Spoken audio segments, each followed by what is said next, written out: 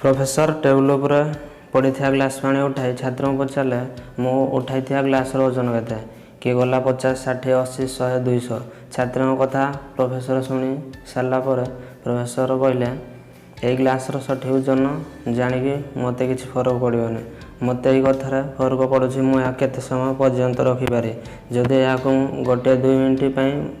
धरे ग्लास ओजन मत कि नुहे जदि मुझे घंटा समय पर्यंत धरे ताहले मो हाथ धीरे धीरे दरज लगे जदि या गोटे दिन धरे ताहले हाथ चलनी ना पारालिसिस हो किंतु ग्लास ओजन बदल ना ठीक से भरी आम लाइफ रे सेमती चिंताधारा बढ़ी चली था जी अधिक चिंता करेंगे सेमती अधिक बढ़ी चलो चिंता जदि या बढ़ी बढ़ी जाऊँगी बुझी जाओ कि हाथ ग्लास रखार समय आसी जाए।